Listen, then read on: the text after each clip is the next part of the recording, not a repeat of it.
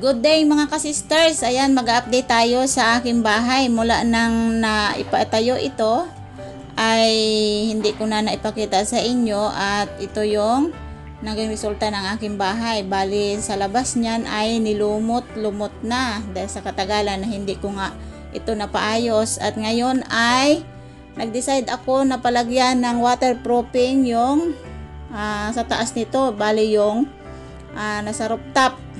Yung simento na naging bubong ay yan, katagal-tagalan ay mayroon siyang giltak na dinadaanan ng ulan, na bawat umuulan ay ayan, tumutulo doon sa ilalim sa kwarto namin. Kaya nag-decide ako na bilhan siya ng waterproofing at palalagyan natin kay Foreman. Ayan, tinuturo ni Foreman kung saan dumadaan yung ulan. Kaya kailangan niyan lagyan para bawat mag-ulan ay hindi na siya tutulo dito sa ilalim ng kwarto natin. Kasi yung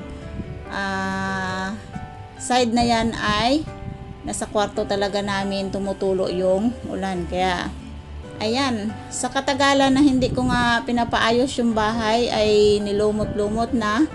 At bago nilagyan ni Foreman niya ng waterproofing ay kiniskis muna ng mabuti dahil sa lumot nga at kailangan niyang paputiin talaga mabuti at matanggal yung lumot at para naman kumapit yung ating waterproofing.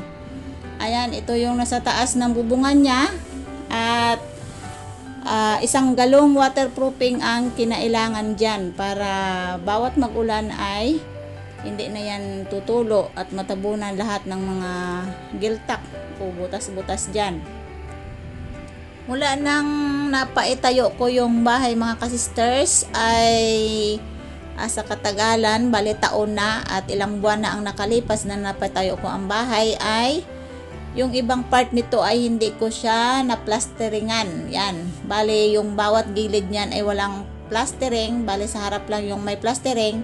At ayun, nag-decide ako na magpa-deliver ng simento at buhangin.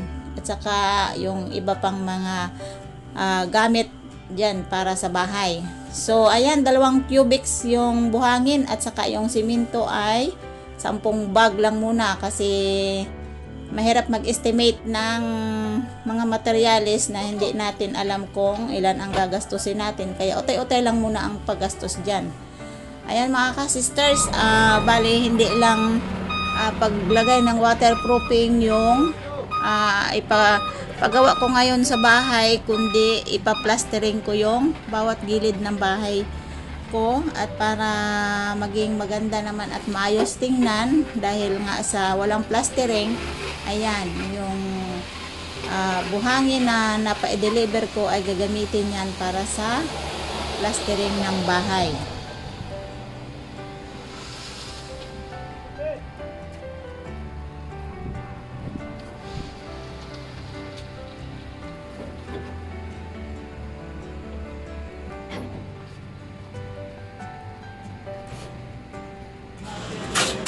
Ayan, yung gagawa ngayon mga kasisters ng plastering ng bahay ko ay si Foreman na yung gumagawa ng bahay rin ng milindrik.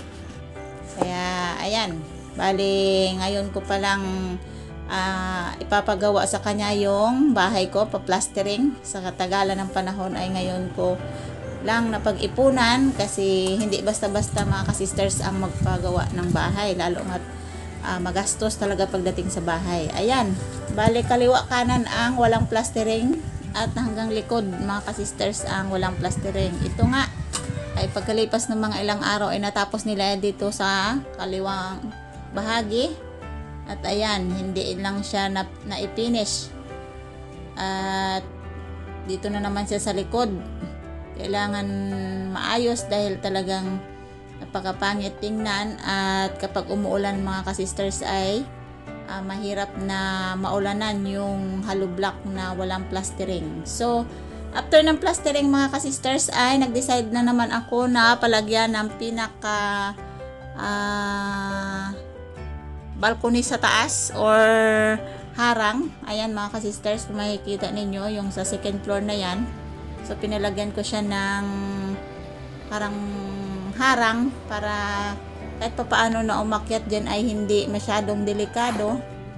At lagyan natin ng pinaka-design yan or lagyan natin ng baluster para medyo safe naman tayo kapag nasa taas na tayo. Ayan. Bale, ang portion na yan mga ka-sisters ay nakaharap yan doon sa main road o sa highway. Kaya nakikita ninyo na may sasakyan na dumadaan. Ayan. At saka ang bawat gilid nito ay may harang na. Ayan. Mga ilang araw nilang nagawa yan. Bale, 1 linggo. Kasabay nung plastering. After nyan mga ka-sisters ay hanggang dyan lang muna aking patrabaho at sa susunod uli.